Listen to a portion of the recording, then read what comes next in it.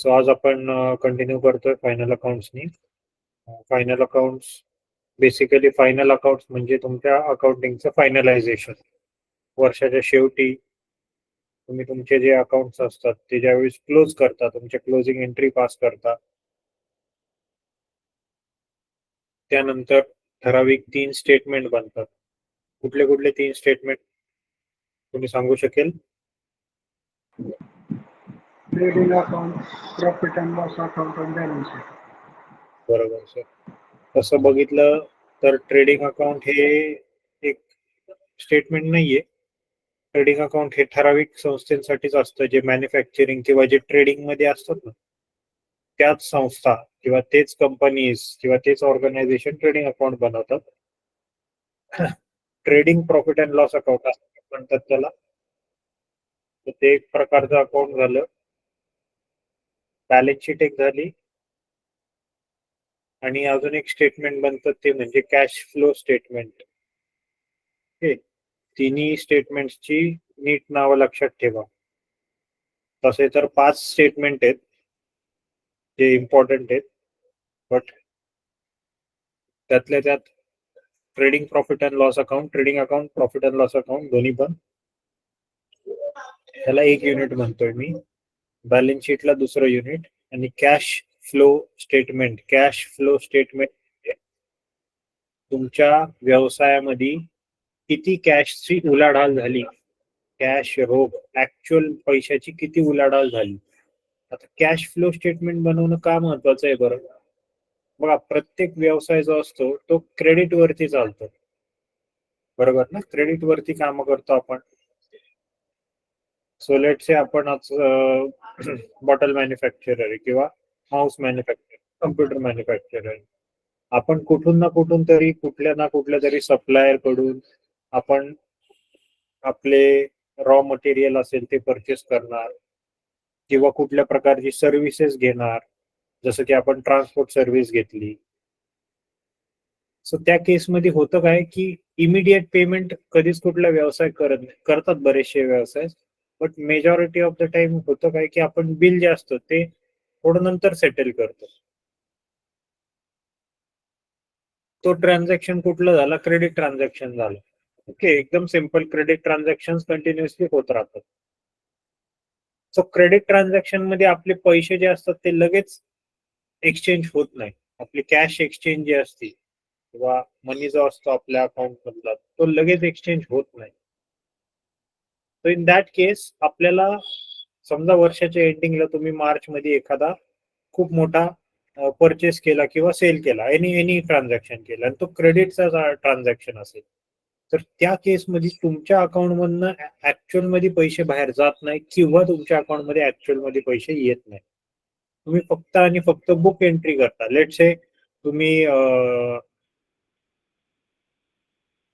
तुमचं वर्षाचं उलाढाल, लेट से आपण एक ट्रेडिंग अकाउंट, आपण एक ट्रेडिंग फर्म आहे, आपण समजा शेतीमाल विकतोय, तर आता वर्षाचं उलाढाल तुमच्या सर्वांच्या आसपास जवळपास कुठे ना कुठेतरी खताचं दुकान असेल किंवा किराणा मालचं स्टोर असेल. सो आता लेटसे मी ह्या महिन्याच्या एंडिंगला किंवा मार्च एंडिंगचं एक्झाम्पल घेऊ. मार्च एंडिंगला मी माझा तसा टोटल सेल्स माझ्या वर्षभराचा असतो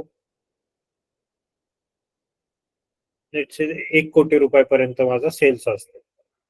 आता माझ्या वर्षाच्या एंडिंगला माझ्याकडे लेटसे एक ऑर्डर आली खूप मोठी 50 लाखाची. आता अचानक मी वर्षभर 1 लाखात करतोय, माझ्याकडे अचानक 50 लाखाची ऑर्डर आली. असं बघितलं तर माझा टोटल सेल्स झाला मग 1.5 कोटीचा. पण ती ऑर्डर मी फक्त डिलिव्हर केली, त्याची अजून मी कॅश घेतलेली नाही. तो क्रेडिट सेल झालाय. तो इथं बघा, तुमचे जे कॅश ट्रान्झॅक्शन आहे, तुमचे जे बँक मधला जो काही उलाढाल होता तो तर काय अजून झालेला नाही. ऍक्च्युअल तुमच्याकडे काही पैसे आलेले नाही, तर तुमची कॅश इन्क्रीज झालेली नाहीये. जी वर्षभर तुमची 1 कोटीच्या सेल्सनी जी झाली ती आत्ताच्या 50 लाखाच्या ट्रान्झॅक्शनने अजून 50 लाख रुपये तर त्याचे वाढलेले नाहीये. सो इथं दिसतंय काय की तुमची अजून पण फर्म जे किंवा तुमचं अजून पण शॉप जे ते 1 कोटीच उलाढाल करते. कॅश फ्लो स्टेटमेंट तुम्हाला हे ऍक्च्युअल तुमच्या बिझनेसची रियालिटी दाखवतं की तुमच्या बिझनेस मधनं किती रिअल टाइम मध्ये वर्षभरात कॅश बाहेर गेली आणि किती रिअल टाइम मध्ये वर्षभरात कॅश आतमध्ये आली.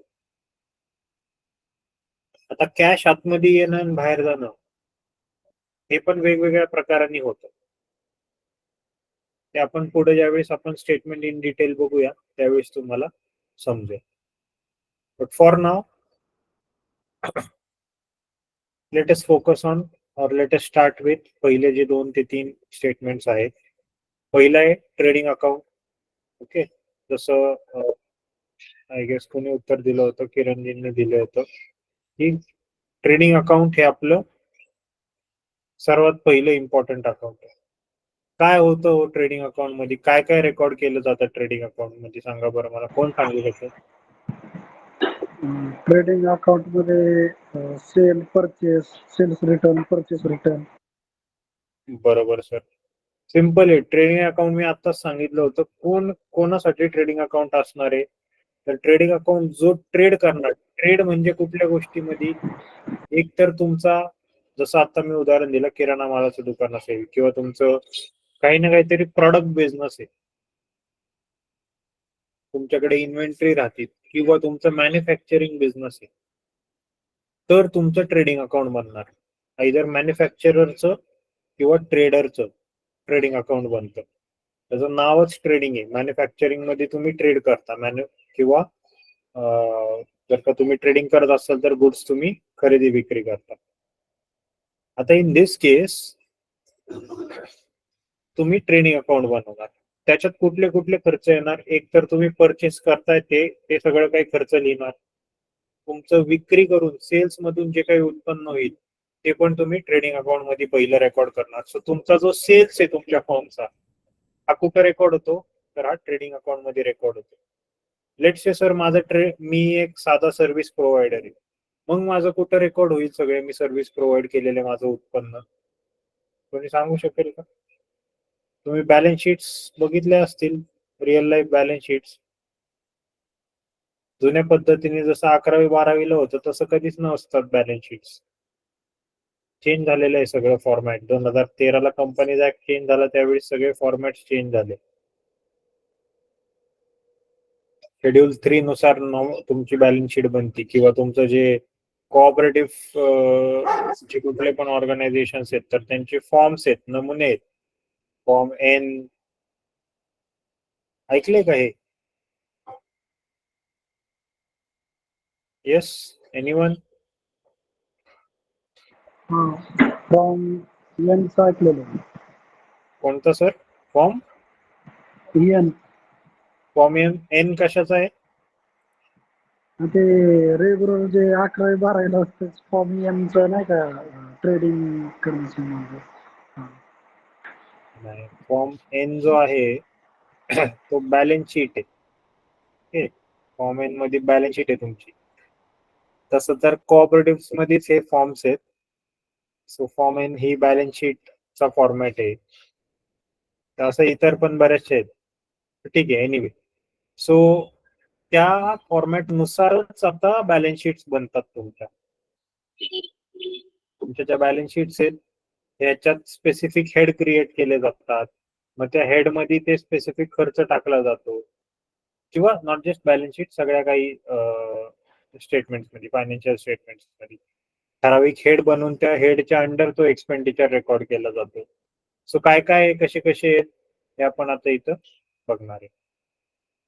हा राजेंद्रजी बोला, काही डाऊट?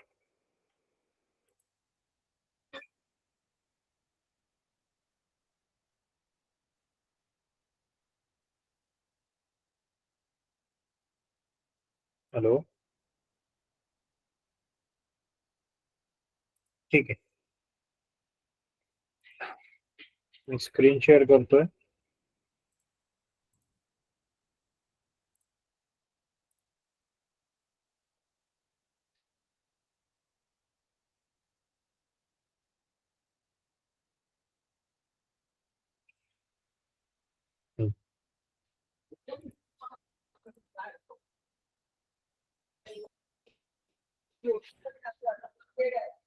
सो जसं आता आपण बघितलं की मॅन्युफॅक्चरिंग किंवा ट्रेडिंग एंटिटी असेल तर तुम्ही पहिलं जे अकाउंट बनवता ते म्हणजे ट्रेडिंग अकाउंट. ट्रेडिंग अकाउंट मध्ये काय काय असतं? ट्रेडिंग अकाउंट मध्ये तुमचं जसं आता किरणजी बोलले परचेस, सेल, परचेसचे रिटर्न झाले, सेल्सचे रिटर्न झाले, ते सगळे ह्या अकाउंट मध्ये येणार. अजून परचेस सेल रिलेटेड तर ठीक आहे, परचेसची अमाऊंट आली, सेलची अमाऊंट आली, अजून कुठली अमाऊंट येणार?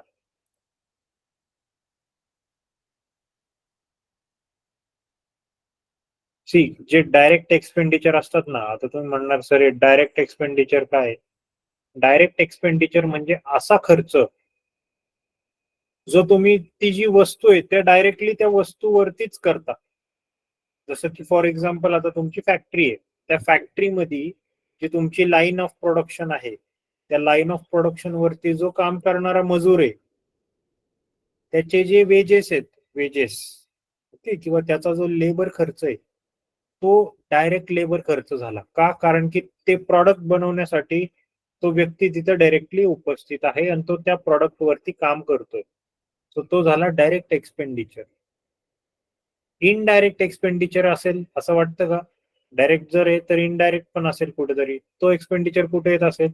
तो येतो ट्रेडिंग प्रॉफिट अँड लॉस अकाउंटला. इनडायरेक्ट काय झाला मग सर? अकाउंटंट आहे, त्याच मॅन्युफॅक्चरिंगचा त्या फॅक्टरीचा अकाउंटंट आहे. आता अकाउंटंटला पण आपण सॅलरी देतोय, त्या वर्करला पण आपण सॅलरी देतोय. मग अकाउंटंटची सॅलरी आपण ट्रेडिंग अकाउंट मध्ये का नाही लिहिणार बरं? ती सॅलरी कुठे जाणार? तर ती जाणार प्रॉफिट अँड लॉस अकाउंटला. असं का? तर अकाउंटंटची सॅलरी झाली इनडायरेक्ट एक्सपेंडिचर. अकाउंटंटची सॅलरी ही इनडायरेक्ट एक्सपेंडिचर झाली. का झाली? कारण की अकाउंटंट हा डायरेक्टली रिस्पॉन्सिबल नाहीये ते प्रॉडक्ट मॅन्युफॅक्चरिंगसाठी किंवा सेलिंगसाठी. जसं सेलिंग मध्ये ट्रान्सपोर्ट कॉस्ट असेल, गुड्स तुमचे गोडाऊन पासून डिस्ट्रीब्युशन सेंटर पर्यंत किंवा कुठल्या तरी रिटेल आउटलेट पर्यंत ट्रान्सपोर्ट तुम्ही पुरवताय किंवा तुम्हाला तो खर्च बेअर करायला लागतो, तर तो झाला डायरेक्ट एक्सपेंडिचर. फॅक्टरीमध्ये लागणारी पॉवर, फॅक्टरीमध्ये पण लाईट लागते, त्याला पॉवर म्हणतात. 3 फेज असती, बरोबर ना? 3 फेज लाईट लागती फॅक्टरीमध्ये, किंवा तुमचा वेगळा ट्रान्सफॉर्मर असतो. त्याला जो काही खर्च येतो तो पण डायरेक्टली प्रोडक्शन साठी खर्च येतो. सो तो झाला डायरेक्ट एक्सपेंडिचर. सो असे अनेक प्रकारचे कॉस्ट असतात. कॉस्ट, ओके, शब्द नीट बघा, कॉस्ट असतात. हे जे कॉस्ट असतात जे डायरेक्टली फॅक्टरी लेवल वरती खर्च केले, इन्कर केले जातात, तर ते सगळे कुठे येतात? Debit side of trading account. हे सगळे जे डायरेक्ट कॉस्ट आहेत हे सगळे डायरेक्ट कॉस्ट येतात डेबिट साइड ऑफ ट्रेडिंग अकाउंटला. क्रेडिट साइडला काय येतं? क्रेडिट साइडला येतात सगळे इन्कम्स. तुम्ही जर का इथून मागे रिव्हिजन केली असेल गोल्डन रूल्स किंवा जे अकाउंटिंगचे बेसिक 3 नियम आहेत, 3 खात्यांना घेऊन 6 नियम आहेत, सो ते गोल्डन रूल्स जर का तुम्ही वाचले असतील तर तुम्हाला कळेल की जे कुठलं इन्कम आपल्याला होतं किंवा जो कुठला प्रॉफिट आपल्याला होतो त्याला आपण क्रेडिट करतो. जो कुठला आपल्याला लॉस होतो किंवा आपण जो काही एक्सपेंडिचर इन्कर करतो त्याला आपण काय करतो? त्याला आपण डेबिट करतो. सो हे इन्कम्स आणि एक्सपेंडिचरचे डेबिट क्रेडिटचे रूल्स आहेत. हे कुठले नाममात्र खाते असतात किंवा नॉमिनल अकाउंट म्हणतात आपण त्यांना. तर ट्रेडिंग अकाउंट मध्ये काय रेकॉर्ड होणार? ट्रेडिंग अकाउंट मध्ये सगळे इन्कम्स क्रेडिट होणार. ओके, ट्रेडिंग अकाउंट मध्ये सगळे इन्कम्स क्रेडिट होणार. क्रेडिट साइडला आपण ते सगळे इन्कम घेऊ. कुठल्या कुठल्या प्रकारचे इन्कम?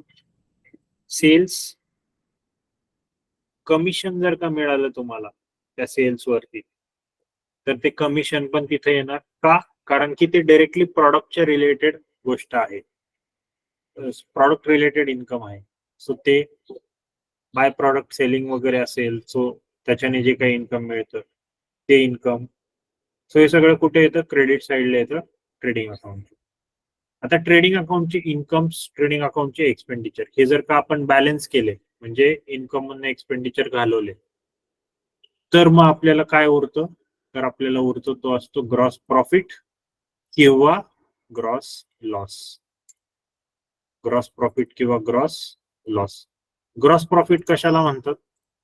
तुमचं इन्कम जर का जास्त आहे तुमच्या डायरेक्ट एक्सपेंडिचर पेक्षा, तर तो झाला ग्रॉस प्रॉफिट. ग्रॉस आहे बरं का, हा नेट नाहीये. भरपूर लोकांनी हे मिसकन्सेप्शन असतं की ग्रॉस प्रॉफिट जो आहे हाच आपला प्रॉफिट.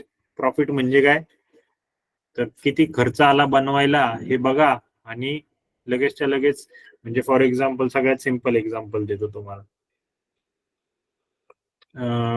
एक एकदम सोपा आणि घरगुती एक्झाम्पल घेऊया. लेट्स से तुम्ही घरातल्या घरात काहीतरी प्रोडक्ट बनवताय आणि ते विकताय. फूड आयटम आहे समजा.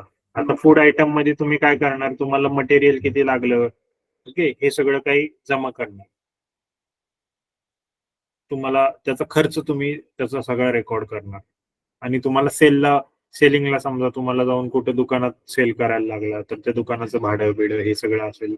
सो तुम्ही हे डायरेक्ट एक्सपेंडिचर सगळे कॅल्क्युलेट करणार. मॅन्युफॅक्चरिंगला गॅस किती लागला तर त्याचा एक्सपेंडिचर कॅल्क्युलेट करणार.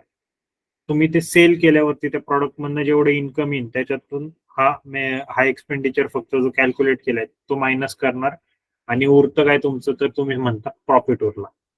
But that is wrong. का? कारण की तुम्ही ह्याच्यात असे काही एक्सपेंडिचर्स आहेत जे तुम्ही कन्सिडर नाही केले, ते झाले, ते इनडायरेक्टली झाले.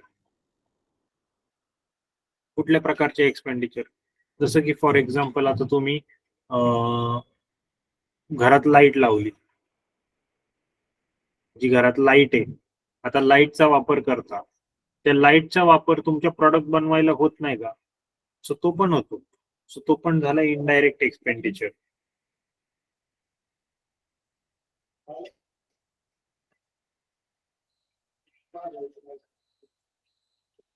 सो तो झाला इनडायरेक्ट एक्सपेंडिचर.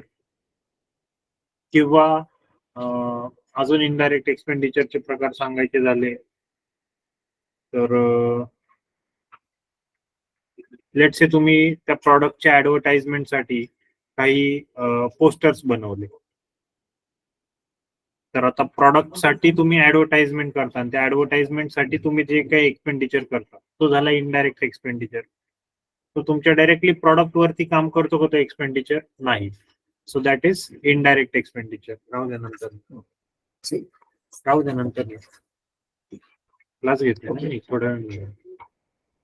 सो तो झाला इनडायरेक्ट एक्सपेंडिचर.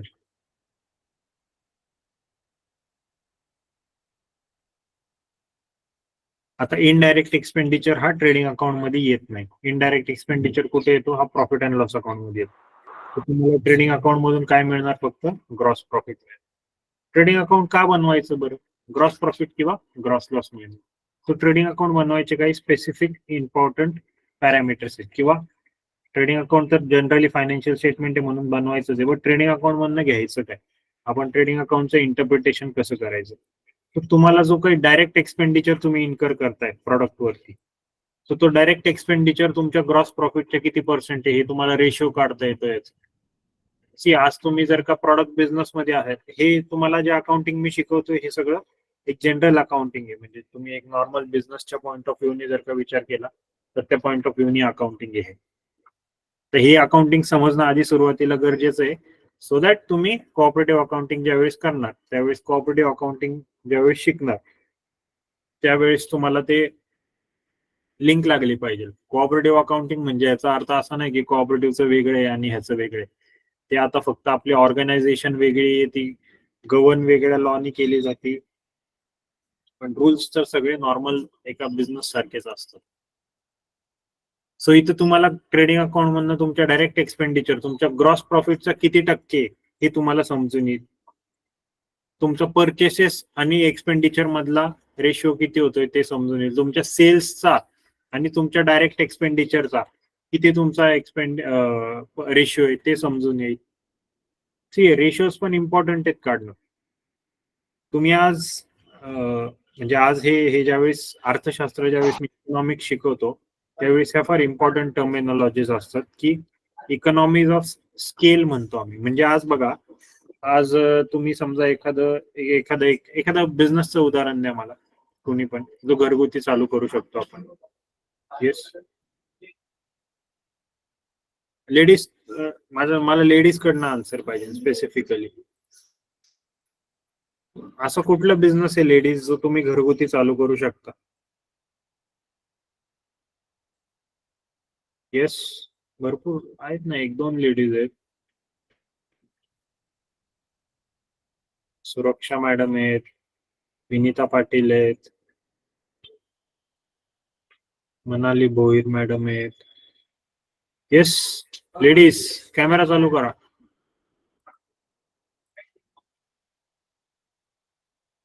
एव्हरीवन, लेडीज कुठे गेले, गायब झाले, आन्सर नाही द्यायचं.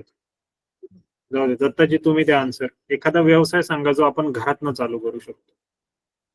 म्यूट आहात. मसाला उद्योग आहे. चलो, मसाला उद्योग एकदम एकदम बेस्ट उदाहरण दिलेलं आहे, मसाला उद्योग.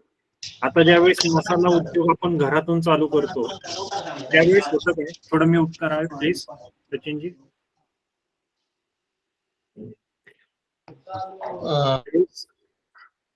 ज्यावेळेस मसाला उद्योग आपण चालू करतो त्यावेळेस तुम्ही छोट्या स्केलवर चालू करणार. लेटसे तुम्हाला तुमचं इक्विपमेंट लगेच घरच्या घरी बनवायला लागेल, तुम्ही रॉ मटेरियल लोकल ह्याच्यातनं परचेस करणार जे तुम्हाला महाग पडेल. सो इन दॅट केस होतं काय, तुमची जी कॉस्ट आहे ती कॉस्ट कधी पण जास्त राहते ज्यावेळेस तुम्ही घरी बिझनेस करता. आता सगळ्यात सिंपल उदाहरण बघा, केक बिझनेस जो तुम्ही कोविड टाइम मध्ये हा सगळ्यांनी अनुभवला की आपण बेकरीत जाऊन तर केक आणू नव्हतं शकत. सगळ्यांनी काय केलं तर आसपास जे कोणी घरच्या घरी असतात ना केक बनवणारे, सो त्यांच्याकडनं आपण परचेस केले होते.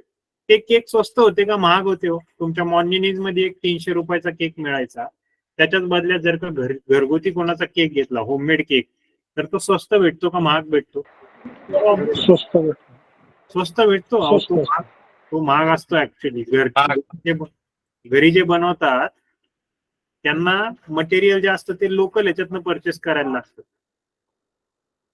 तो केक महाग असतो का का का तर तुम्हाला ते मटेरियल जे असतं, जे काही रॉ मटेरियल असतं ते तुम्ही फर्स्ट हँड परचेस करता आणि त्याची मार्केट प्राइस पे करता. तेच जर का तुम्ही एखाद्या बेकरीतनं केक घेतला तर त्या बेकरीमध्ये तो जो मॅन्युफॅक्चरर असतो हा बल्कनी प्रॉडक्ट घेतो, त्याचं मॅन्युफॅक्चरिंग पण बल्कनी होतं, तर त्यामुळे त्याला पर युनिट कॉस्ट जी असते ती फार कमी येते. तुम्ही जर का ती कॉस्ट बघितली तर तुम्हाला ती कॉस्ट नेहमी जास्तच येणार. का तर तुम्ही लोकल लेवलवर छोट्या स्केलवर मॅन्युफॅक्चरिंग करता. सो आपल्याला हे एक्सपेंडिचर्स ज्यावेळेस आपण व्यवसाय करतो हे खर्च मॅप करणं इम्पॉर्टंट आहे, खर्चाचे रेशिओ काढणं इम्पॉर्टंट आहे. मी या पॉइंटवरती का आलो तर तुम्ही जेवढा सेल करताय त्याचा तुमचा डायरेक्ट एक्सपेंडिचर किती होतो हे कॅल्क्युलेट केलं पाहिजे. आता समजा केक बनवायचा आहे तर आपल्याला जो डायरेक्टली मटेरियलला जो एक्सपेंडिचर लागणार आहे, एक घरगुती केक बनवणारा जो कोणी व्यावसायिक असेल त्याला लागणारा खर्च त्याच्या सेल्स प्राइसला, समजा लेटसे 350 रुपयाला आपल्याला हाफ केजीचा केक मिळेल. आता मला माहित नाही, मी एवढा केक नाही घेतलेला, बट 400 वगैरे रुपयापर्यंत आपल्याला हाफ केजीचा केक मिळतो मॉन्जिनीज मध्ये गेलो तर. तोच 400 रुपयाला जर का आपण 400 रुपये कुठं होम बेकरला दिले तर तो 400 रुपयात आपल्याला अर्धा किलोचा केक बनवून देईल का? विचारा बरं. त्याला रॉ मटेरियल परचेस करायलाच 150-200, आणि जरी त्यांनी दिला 400 किलोचा 400 रुपयाला अर्धा किलोचा केक, तरी पण त्यांना ते बनवायला कॉस्ट जास्त येणार. तुम्हाला तो तिथल्या त्या प्राइसला इथं जरी केक मिळाला घरी, पण तरी पण तुमची जी कॉस्ट असेल ती बनवण्याची ती खूप जास्त असेल ऍज कम्पेअर टू मॉन्जिनीज. मॉन्जिनीज हे बल्क मध्ये बनवते त्यामुळे त्यांची पर युनिट कॉस्ट कमी येते. इथं तुम्हाला ट्रेडिंग अकाउंट मधनं काय समजणार, तुमचं डायरेक्ट एक्सपेंडिचर जो होतो तुमच्या सेल्सच्या प्रमाणे किती असेल, तुमचा डायरेक्ट एक्सपेंडिचर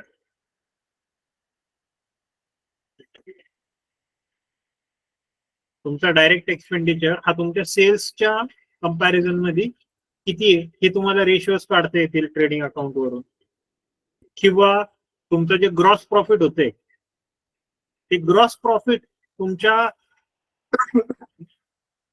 सेल्सचं किती पर्सेंटेज आहे हे तुम्हाला कॅल्क्युलेट करता येते. तो अशा अनेक रेशिओ अनालिसिस करता येतात. सी ॲज अ बँकर पुढे जाऊन ज्यावेळेस तुम्ही एका हायर पोस्टवर बसता त्यावेळेस तुम्हाला कुठल्याही बिझनेसला समजा क्रेडिट द्यायचं असेल, समजा तुमच्याकडे कोणी वर्किंग कॅपिटल लोन मागायला आलं, तर वर्किंग कॅपिटल लोन मागताना तुम्ही त्यांचं क्रेडिट इव्हॅल्युएशन करता. एक 2-3 फॉर्म्युलाज आहेत, एक 2-3 कॅल्क्युलेशन्स आहेत. त्या कॅल्क्युलेशन्स नुसार तुम्हाला ते वर्किंग कॅपिटल कॅल्क्युलेशन करायला लागतं की त्याला लोन किती द्यायचं, त्याला ती क्रेडिट फॅसिलिटी किती द्यायची. आणि ते सगळे जे अमाऊंट आहेत त्या फॉर्म्युलाचे, ते अमाऊंट कुठून भेटतात तर ते बॅलन्स शीट मधूनच मिळतात. Balance sheet, profit and loss account, ह्या दोन गोष्टींमधूनच तुम्हाला हे रेशिओज मिळणार, हे अमाऊंट मिळणार. सो दॅट्स वाय फायनल अकाउंट्सचं आपण इंटरप्रिटेशन कसं करतो, जसं मी तुम्हाला मागे सांगितलं, तुम्ही लोक आता कुठल्याही कम्प्युटरवर बसून तर अकाउंटिंग नाही करणार आहात. किंवा लेटचे तुमचं पुढे प्रमोशन जरी झालं तरी तुम्ही अकाउंट्स ह्या अकाउंट्सच्या साईडला जर का गेले तर तिथं तुमचं अकाउंटिंग वेगळ्या पद्धतीचं असतं. बट ऍज अ बँकर तुम्ही कधी पण एखाद्या व्यवसायातलं त्याचं बॅलन्स शीट असेल, त्याचे ट्रेडिंग अकाउंट असेल, त्याचं प्रॉफिट अँड लॉस अकाउंट असेल, तर हे समजणं फार इम्पॉर्टंट आहे. ट्रेडिंग अकाउंट मधनं काय काय आपण बघितलं, direct expenditure to gross profit हा रेशिओ काढता येतो, purchase to direct expenditure ratio काढता येतो, कॉस्ट ऑफ गुड्स सोल्ड, तुम्ही जेवढे गुड्स विकले त्यांची कॉस्ट काय ही पण तुम्हाला काढता येते. आपण पुढे ज्यावेळेस ट्रेडिंग अकाउंटचा फॉर्मॅट बघणार आहे त्यावेळेस मी तुम्हाला हे दाखवतोय कॉस्ट ऑफ गुड्स सोल्ड काय असतं. ग्रॉस प्रॉफिट काढता येतो, त्याचा रेशिओ काढता येतो. ग्रॉस प्रॉफिट रेशिओ म्हणजे तुमचा जे ग्रॉस प्रॉफिट आहे हे तुमच्या सेल्सच्या कितपट आहे किंवा त्याचं प्रमाण काय. कधी पण आपण जे कुठले रेशिओज काढतो, पॅरामीटर्स काढतो, हे आपण नेहमी आपले सेल्स असतील किंवा आपलं प्रॉफिट असेल, ह्या प्रॉफिट आणि सेल्स आपल्या इन्कमच्या कंपॅरिझन मध्ये आपण हे सगळे रेशिओज काढतो. प्रिव्हियस इयरचं कंपॅरिझन तुम्हाला करता येईल, तर ते एक ट्रेडिंग अकाउंटचं इम्पॉर्टंट ऍस्पेक्ट आहे. तुमचा ऍक्च्युअल परफॉर्मन्स तुम्हाला कॅल्क्युलेट करता येईल. कधी पण बघा, आपण आता एक जनरल थॉट पण आहे हा की प्लॅनिंग एक असतं आणि ऍक्च्युअल परफॉर्मन्स एक असतं. तुम्ही प्लॅन तर करता की माझं एवढं टार्गेट झालं पाहिजे, बट ऍक्च्युअली जर का ते टार्गेट कमी झालं तर तुम्हाला हे कंपॅरिझन साठी म्हणून ट्रेडिंग अकाउंट फार उपयोगी पडतं. तुमचं बजेटेड आणि ऍक्च्युअल एक्सपेंडिचर हे कॅल्क्युलेट करण्यासाठी. सी हा झाला ट्रेडिंग अकाउंटचा प्रोफॉर्मा. काय काय येतं आता ट्रेडिंग अकाउंट कुणासाठी मी परत एकदा हायलाइट करून सांगतो, जे मॅन्युफॅक्चरिंग करतात किंवा जे गुड्स ट्रेड करतात त्यांच्यासाठी ट्रेडिंग अकाउंट आहे. ओपनिंग स्टॉक मागच्या वर्षी पहिलाच वर्ष असेल तर ओपनिंग स्टॉक नावाचा प्रकार येत नाही. मागच्या वर्षी काही क्लोजिंग स्टॉक राहिला असेल तर तो या वर्षीचा ओपनिंग स्टॉक बनतो. कशाचा स्टॉक तर रॉ मटेरियलचा. परचेस काय करता तुम्ही, रॉ मटेरियल करता, त्याच्यातून सगळे काही रिटर्न्स जे असतात ते परत देता म्हणून ते लेस करता. वेजेस म्हणजेच लेबर चार्ज, तुमचा जो डायरेक्ट लेबर चार्ज आहे. वेजेस म्हणजे मजुरी, तो wages and salary. So wages and salary तसं सेमच झालं. Coal, gas, power, fuel. आताच मी सांगितलं मॅन्युफॅक्चरिंगला लागणारं डायरेक्ट जे काही फ्युएल आहे तुमचं, डायरेक्ट जी काही एक्सपेंडिचर आहे, पॉवर असेल, समजा तुमच्या मॅन्युफॅक्चरिंग फॅक्टरीमध्ये कोळसा लागत असेल, कोल लागत असेल. कोल एक इम्पॉर्टंट हे बरं का फ्युएलचा. आज पण सगळ्यात जास्त थर्मल एनर्जी जी आहे ती कोलनी बनवली जाते. गॅस असेल, फ्युएल असेल किंवा इतर काही गोष्टी असतील, जे एनर्जीचे जे काही एक्सपेंडिचर आहे तो डायरेक्ट एक्सपेंडिचर झाला. फ्रेट म्हणजे तुमचं transport, carriage inward, raw material आतमध्ये आणण्याचं खर्च. Power same. फॅक्टरीचं रेंट बघा, आम्ही आता म्हणलं होतं, तुम्ही जर का एखाद्या रेंटेड प्लेस वरती जर का ती गोष्ट बनवत असाल, घरच्या घरी काही जरी असेल तरी त्या जागेचं भाडं हे पण तुम्ही तुमच्या ट्रेडिंग अकाउंट मध्ये घेतलं पाहिजे, ना की प्रॉफिट अँड लॉस अकाउंट मध्ये. प्रॉफिट अँड लॉस अकाउंट मध्ये पण तुम्ही रेंट नावाचा हा प्रकार बघणार आहे, पण जिथं मॅन्युफॅक्चरिंग होतंय तिथलं रेंट हे ट्रेडिंग अकाउंट मध्ये येतं. ओके, किंवा आणि इतर डायरेक्ट एक्सपेंडिचर. क्रेडिट साईडला काय येतं, ही झाली डेबिट साईड. आता क्रेडिट साईडला काय काय येतं ते बघू. पहिले सेल्स, त्याच्यातनं इनवर्ड काय आलं म्हणजे रिटर्न काय आलं आपल्याला, तर ते वजा करायचं. दुसरं आहे क्लोजिंग स्टॉक, जो काही वर्षाच्या एंडिंगला आपल्याकडं रॉ मटेरियलचा स्टॉक उरेल. हा परचेसेस आहे, या परचेसेस मधनं काही स्टॉक आपला उरला, आपण काही स्टॉक वापरला, तो सगळा उरलेला स्टॉक इथं क्लोजिंग स्टॉकला आपण लिहितो. कुठल्या अमाऊंटला लिहितो क्लोजिंग स्टॉक, कालच सांगितलंय मी, कोणाच्या लक्षात असेल तर प्लीज उत्तर द्या. क्लोजिंग स्टॉक असतो तो आपण कुठल्या अमाऊंटला व्हॅल्यू करतो. लो व्हॅल्यू मार्केट आणि दुसरे जे cost त्यातली जी लोअर व्हॅल्यू असेल ती. बरोबर सर, बरोबर, एकदम बरोबर उत्तर दिलेलं आहे सर. की कॉस्ट, तुमची जी कॉस्ट आहे किंवा त्याची जी मार्केट व्हॅल्यू आहे ह्याच्यातली जी कमी व्हॅल्यू असेल त्या अमाऊंटला तुम्ही इथं ट्रेडिंग अकाउंटला तुम्ही इथं क्लोजिंग स्टॉक रेकॉर्ड केला पाहिजे. कॉस्ट म्हणजे काय बघा, इथं परचेसेस समजा तुम्ही 10 रुपयाला एक युनिट परचेस केलं, आता त्या प्रॉडक्टची मार्केट प्राइस आहे, तेच रॉ मटेरियल त्याची मार्केट प्राइस आहे 12 रुपये पर युनिट. म्हणजे आज जर का तुम्ही ती मटेरियल खरेदी करायला गेले वर्षाच्या एंडिंगला, तर त्याची प्राइस वाढून 12 झाली. तर तुम्ही इथे रेकॉर्ड कितीला करणार, तुमच्याकडे 12 रुपयाचा स्टॉक आहे म्हणून 12 रुपयाला रेकॉर्ड करणार की 10 रुपयाला रेकॉर्ड करणार. तर जे लोअर आहे क्लोजिंग 10 स्टॉक रुपये 10 रुपयाला तुम्ही इथं रेकॉर्ड करायचं. हा इम्पॉर्टंट कन्सेप्ट आहे बरं का अकाउंटिंगचा. तुम्ही आज 12 रुपयाचा इथं स्टॉक रेकॉर्ड केला आणि उद्या जाऊन परत त्याची मार्केट प्राइस 10 रुपये झाली, तर तुम्ही खोटं दाखवाल ना की तुमचा स्टॉक जास्त व्हॅल्यूचा आहे. ऍक्च्युअल मध्ये तर तो 10 रुपयाचा आहे. सो जे काही कमी असेल, जिथं लॉस आपल्याला असेल, कन्झर्वेटिझम प्रिन्सिपल लक्षात ठेवायचं. जिथं लॉस तो आधी रेकॉर्ड करा, प्रॉफिट होईल त्यावेळेस प्रॉफिट रेकॉर्ड करू, झाला प्रॉफिट रिअलाइज झाला की रेकॉर्ड करू. बट आधी तुम्हाला जर का काही दिसत असेल की लॉस आहे तर तो लॉस आधी रेकॉर्ड करायचा. आता ह्यामधून सेल्स आणि हे सगळे डायरेक्ट एक्सपेंडिचर हे बॅलन्स केलं, त्या क्रेडिट साइडची टोटल जर का जास्त असेल, क्रेडिट साइडची टोटल जास्त आहे आणि या डेबिट साइडची टोटल कमी आहे, तर नॅचरली आपल्याला काय होणार, प्रॉफिट होणार.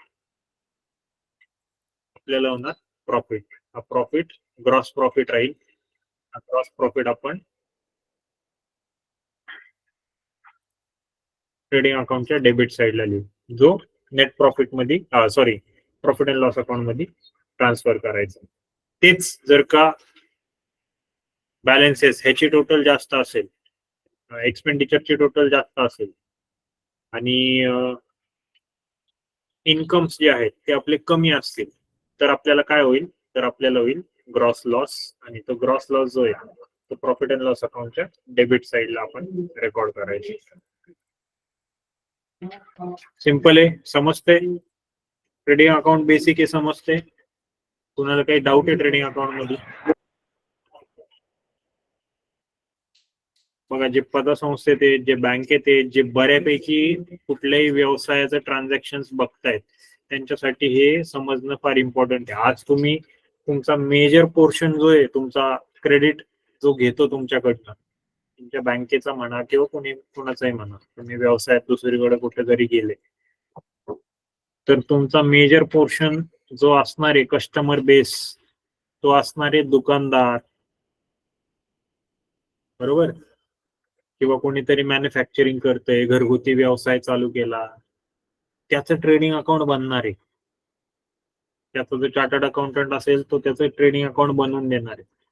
तुम्हाला हे ट्रेडिंग अकाउंट वाचता आलं पाहिजे.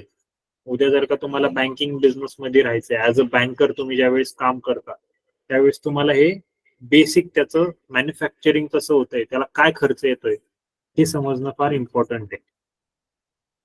आणि हे पण समजणं इम्पॉर्टंट आहे की हा ग्रॉस प्रॉफिट किंवा हा ग्रॉस लॉस हा फायनल नसतो.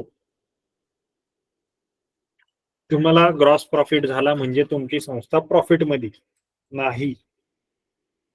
पुढे जाऊन ज्यावेळेस प्रॉफिट अँड लॉस अकाउंट बनतं त्यावेळेस कदाचित त्या प्रॉफिट अँड लॉस अकाउंट मध्ये तुमचे इनडायरेक्ट एक्सपेंडिचर हे जास्त असू शकतं. म्हणजे उदाहरणार्थ सगळ्यात सिंपल उदाहरण सांगतो तुम्हाला, एकदम बेसिक. तुम्ही इथं सेल्स केला चांगला, तुमचा खर्च पण झाला कमी आणि तुम्हाला ग्रॉस प्रॉफिट झाला, त्याचे ₹1,00,000 तुम्हाला ग्रॉस प्रॉफिट झाला. आता लेट्स मंथली प्रॉफिट तुमचा ₹1,00,000 आहे. ग्रॉस प्रॉफिट तुमचा मंथली ₹1,00,000 म्हणजे वर्षाचा ग्रॉस प्रॉफिट किती झाला? ₹12,00,000.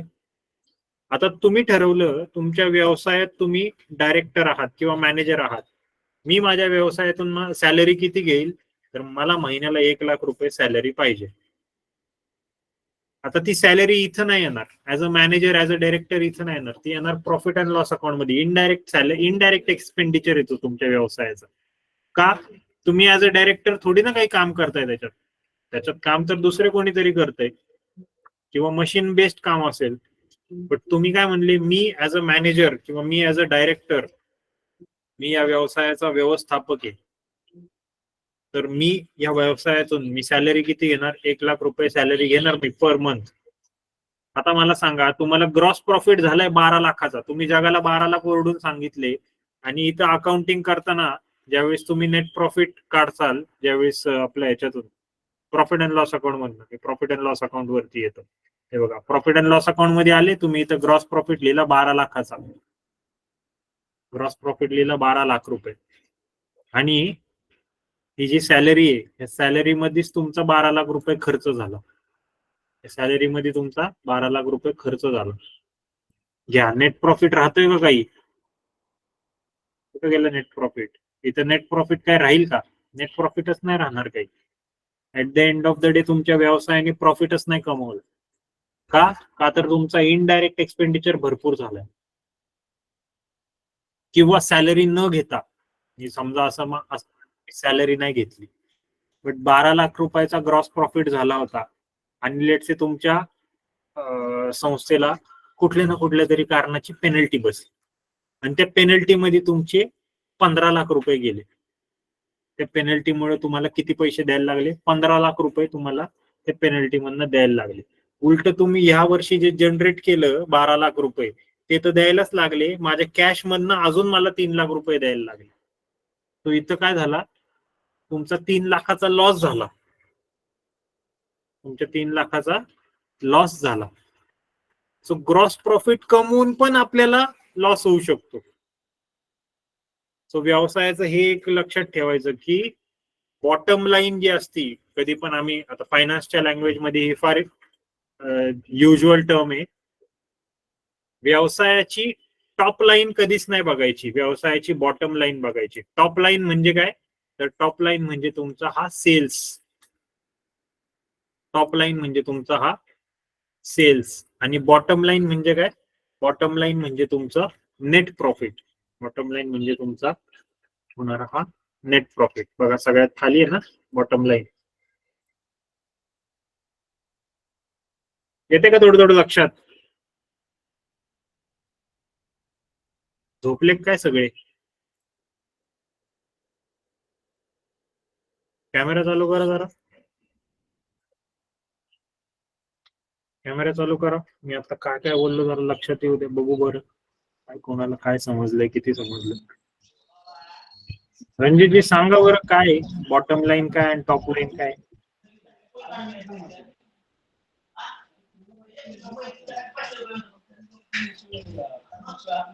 गणेशजी काय दिसतं?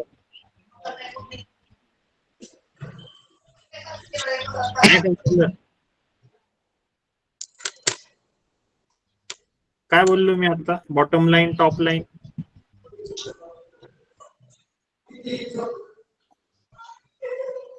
अहो हे फायनान्शियल टर्म चार्टर्ड अकाउंटंट्स वापरतात, मी तुम्हाला सांगतोय. तुमच्या मॅनेजर समोर जाऊन बोला बॉटम लाईन काय एखाद्या व्यवसायाची, टॉप लाईन काय मला सांगा म्हणून. बघा काय म्हणते. संकेत गाडगे,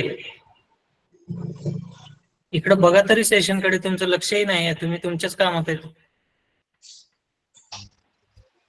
काय सांगा बरं. हा ठीक आहे चालू द्या काम, बट माझ्याकडे काम तरी राहू दे. एकदा मी विचारतोय कॅमेरा चालू केला. सर प्रश्न विचारताय, तुमचं त्याच्याकडे लक्ष नाही.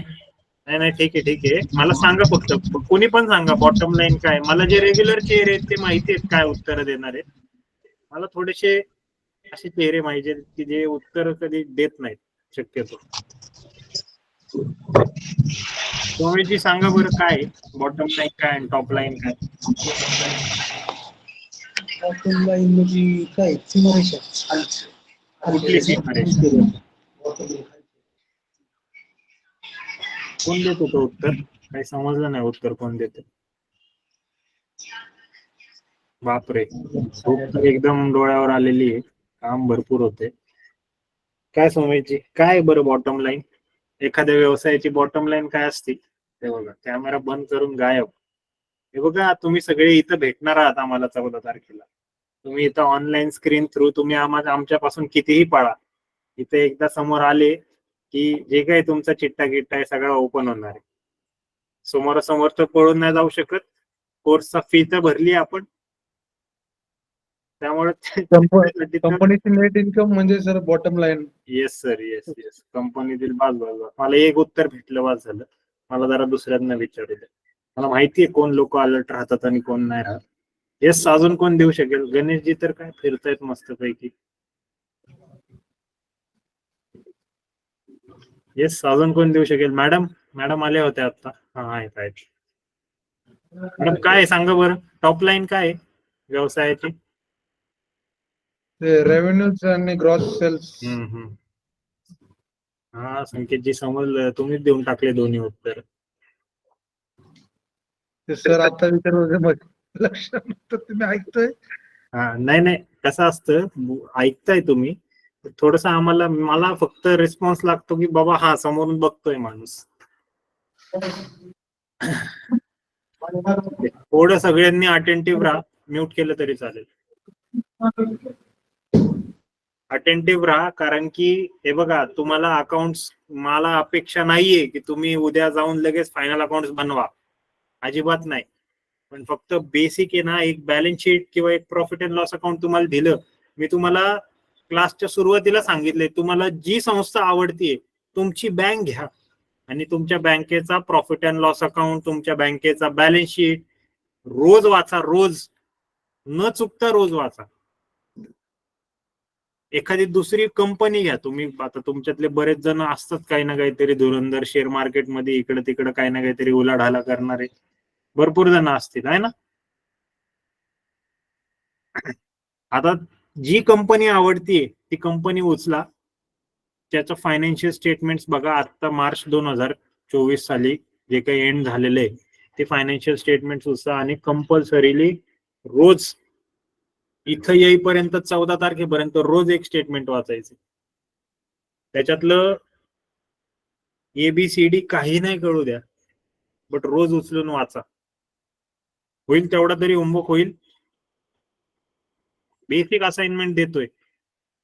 एक प्रॉफिट अँड लॉस अकाउंट आणि एक जे काही हे असेल बॅलन्स शीट वगैरे असेल ना, त्याची PDF भेटते कुठल्याही कंपनीची. फायनान्शियल रिपोर्ट येतं, तो फायनान्शियल रिपोर्ट डाउनलोड करायचा. त्याच्यापैकी जे ठराविक जे पानं आहेत प्रॉफिट अँड लॉस अकाउंट आणि बॅलन्स शीटचे, त्या पानांची एक वेगळी PDF करायची, स्क्रीनशॉट घेऊन ठेवा वाटलंच तर, आणि ते तुमच्या व्हॉट्सअप वरती सगळ्यात वरती पिन करून ठेवा मायसेल्फला. रोज व्हॉट्सअप तर उघडताच ना, पहिल्यांदा तिथं जायचं त्या चॅट वरती, त्याला दर्शन द्यायचं आणि मग पुढे जायचं, पुढचे चॅट बघायचे. रोज फायनान्शियल स्टेटमेंट्स वाचलेच पाहिजे. तुम्ही बँकिंग मध्ये आहात, तुम्ही बँकर आहात, स्वतःला बँकर म्हणून घेणं किती मोठी गोष्ट असते ना. एखाद्या नवीन ऍस्पायरंट मुलाला विचारा, तुम्ही ऍक्च्युली सगळे स्वतःला बँकर म्हणून घेऊ शकता, कोणी कुठल्याही पदावर काम करू. बट बॅलन्स शीट्स वाचा तुम्ही. आज बऱ्यापैकी एखाद पूर्ण संस्थेचे तुम्ही जे कॅश गोळा करताय ते कुठल्या कुठल्या संस्थेचे अकाउंट्स आहेत मी तुम्हाला काल पण सांगितलं. सो थोडस फायनान्शियल स्टेटमेंट्स मध्ये थोडं डोकं घाला आणि बघत राहा.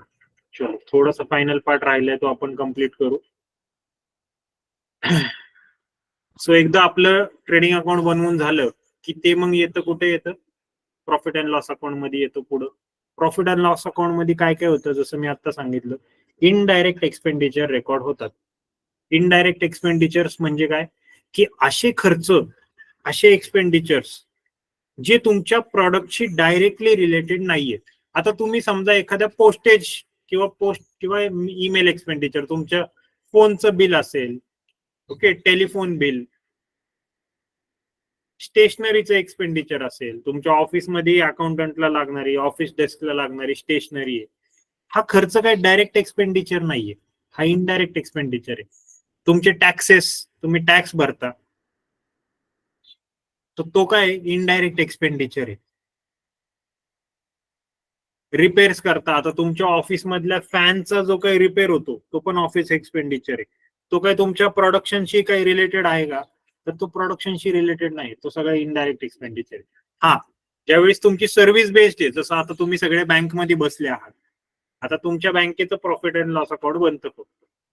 तिथं तुमचं इन्कम कशात नाही, तर इंटरेस्ट जे काही तुम्ही रिसिव्ह करता ते तुमचं इन्कम आहे. तुमचं एक्सपेंडिचर काय काय आहे, मग हे सगळ्या प्रकारचं एक्सपेंडिचर तुमचे इनडायरेक्ट डायरेक्ट दोन्ही एकच एक्सपेंडिचर आहे. सर्व्हिस बेस्ड इंडस्ट्रीमध्ये फक्त प्रॉफिट अँड लॉस अकाउंट बनतं, मॅन्युफॅक्चरिंग आणि ट्रेडिंग इंडस्ट्रीमध्ये ट्रेडिंग अकाउंट बनतं. आता बँकेच्या केसमध्ये काय काय, आज जाऊन सगळेजण कंपल्सरीली तुमच्या बँकेची पीडीसीसी असेल, ठाणे डीसीसीबी असेल, किंवा तुमची जी कुठली सोसायटी असेल, क्रेडिट सोसायटी असेल, इतर कुठली बँक असेल, त्या सगळ्या बँकेची आपली आपली फायनल अकाउंट्स उघडायचे, ते फायनल अकाउंट्स बघायचे. तुम्हाला प्रॉफिट अँड लॉस अकाउंट आहे हे ट्रेडिंग अकाउंट आहे हे पण बघायचंय, आणि उद्याच्या लेक्चर मध्ये मला हे सांगायचंय. चालेल, बॅलन्स शीट आपण उद्याच्या लेक्चर मध्ये बघूया. इथपर्यंत कोणाला काही डाऊट आहे प्रॉफिट अँड लॉस अकाउंट पर्यंत?